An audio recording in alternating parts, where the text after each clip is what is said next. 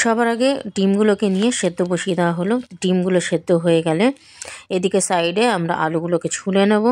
ভালো করে আলুগুলোকে ছুলে নিয়ে পরিষ্কার করে নিয়ে পেঁয়াজগুলো ছুলে নিয়ে কেটে নিয়ে থালার মধ্যে সাজিয়ে রাখা হবে। তারপরে টমেটোগুলোকে কাটিয়ে ওখানে, তারপরে লঙ্কাটাকে চিড়ে রেখে দেওয়া হলো, আদাগুলো ঘষে রেখে দিয়ে এবার ডিমগুলোকে ছুলিয়ে তারপরে ওটার মধ্যে কাট লাগিয়ে দেওয়া পরে তারপরে হলুদ, একটুখানি নুন দিয়ে সুন্দর করে ম্যারিনেট করে নেওয়া হবে। সবার আগে হলুদগুলোকে একটুখানি গায়ের মধ্যে লাগানোর পরে ভালো করে ওটাকে মিক্স করে দিতে হবে, তাহলে যেন এক জায়গায় বেশি না পড়ে যায়। তারপরে একটা তেল গরম করতে হবে। তেল গরম করে নেওয়ার পরে প্রথমে ডিমগুলোকে ভালো করে ভেজে নিতে হবে। প্রথমে তেল একদম গরম হয়ে গেলে তারপর ডিমগুলোকে আমরা আস্তে আস্তে করে একটা একটা করে ছেড়ে দেওয়া হবে। এবার ডিমগুলো যখন ভাজা হয়ে যাবে সাতলাতে সাতলাতে চারিদিকটা সাইডগুলোতে একটু শক্ত হয়ে গেল, চারিদিক দিয়ে ভালো কালার এসে গেছে, তারপরে ওগুলোকে তুলে নেওয়া হবে। এবার আলুগুলোকে ছেড়ে দেওয়া হবে। আলুগুলো যখন অর্ধেক হয়ে আসবে তখন ওটার মধ্যে একটু নুন দিয়ে একটু ভালো করে সাঁতলে নিতে হবে, নুন আর একটু হলুদ দিয়ে। এটা করে নেওয়ার পরে সাইড বাই সাইড আলুগুলোকে একটু ঢেকেও রেখে দেওয়া হবে, তাহলে যেন ভেতর দিক দিয়েও সেদ্ধ হয়ে যায় ভালো করে। এবার থালার মধ্যে রসুনগুলোকে কুচি কুচি করে আধা আধা করে রাফলি কেটে নেওয়া হবে। এবার রাফলি কেটে নেওয়া হয়ে গেলে এবার আলুগুলো ভাজা হয়ে গেলে এগুলোকে তুলে নেওয়া হবে। এবার আস্তে আস্তে আলুগুলোকে তুলে নেওয়া হচ্ছে। তারপরে একটা তেলের মধ্যে একটু শুকনো লঙ্কা, তেজপাতা আর জিরে ফোড়ন দিয়ে তারপরে ওটার মধ্যে রসুন, পেঁয়াজ ওগুলোকে একসাথে ছেড়ে দেওয়া হবে।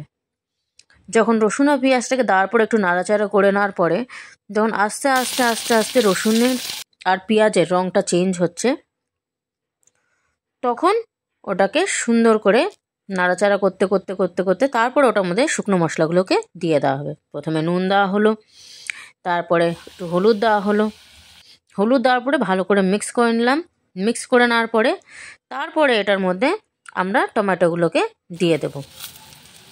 টমেটোগুলোকে দিয়ে দেওয়ার পরে ভালো করে নাড়াচাড়া করে নিলাম, একদিক দিয়ে চারিদিক দিয়ে ভালো করে নাড়াচাড়া করে নেওয়ার পরে তারপরে এবার শুকনো মশলাগুলোকে তার আগ দিয়ে একটু জল দিলাম তাহলে যেন লেগে না যায়। জিরে পাউডার দিলাম, একটু লঙ্কার গুঁড়ো দিলাম, একটু ধনে পাউডার দিলাম। তারপর দিয়ে ভালো করে মশলাটাকে এবার কষিয়ে নিতে হবে। একটু জল দিয়ে হালকা হালকা অল্প অল্প জল দেওয়ার পরে একটু কাঁচা লঙ্কাগুলোকে দেওয়ার পরে চেরা কাঁচা লঙ্কাগুলো, তারপরে আদার যে একটু কুচি করা হয়েছিল ওগুলোকে দিয়ে সুন্দর করে মিক্স করে কষিয়ে নেওয়া হবে মশলাটাকে। এবার মশলাগুলো কষে গেলে তখন ওটার মধ্যে আলুটাকে দিয়ে নাড়াচাড়া করে নিতে হবে। তো আলুটাও যেন একসাথে মশলাগুলোকে বসে যায়। আলুটা নাড়াচাড়া হয়ে গেলে ভালো করে যখন নাড়াচাড়া হয়ে যাবে একটু তেল ছিঁড়ে দিচ্ছে কড়াইয়ের সাইডগুলোর থেকে, তখন একটু হালকা একটু জল দিয়ে আবার জিনিসটাকে মিক্স করে নেওয়া হবে। যখন অর্ধেক হয়ে আসলো তারপরে জল দিয়ে তারপরে ওটার মধ্যে ডিমগুলোকে ছেড়ে দেওয়া হবে। এবার ডিমগুলো হয়ে গেলে এবার যখন একটু ফুটে আসবে ঝোলটা তখন এটার মধ্যে একটু গরম মশলা গুঁড়ো ওগুলো দিয়ে তারপরে একটু এলাইচি ওগুলো দিয়ে 3-4টে এলাইচির দানা দিয়ে তারপরে একটু ঘি দিয়ে গরম ঘি দিয়ে আমরা গ্যাসটাকে বন্ধ করে দেবো। আর লাস্টে দেবো আমরা ধনেপাতা কুচি। ধনেপাতাগুলোকে ফ্রেশলি কুচি কুচি করে রাখার পরে তাহলে যেন ওর গন্ধটাও আর স্বাদটাও দুটোই থাকে, ভালো থাকে।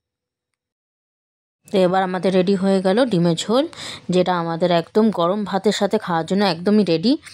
এটাকে আমরা গরম ভাতের সাথেও সার্ভ করতে পারি, চাই একটু ঝোলটা যদি একটু কমিয়ে না হতো তাহলে এটাকে আমরা রুটির সাথেও খেতে পারতাম।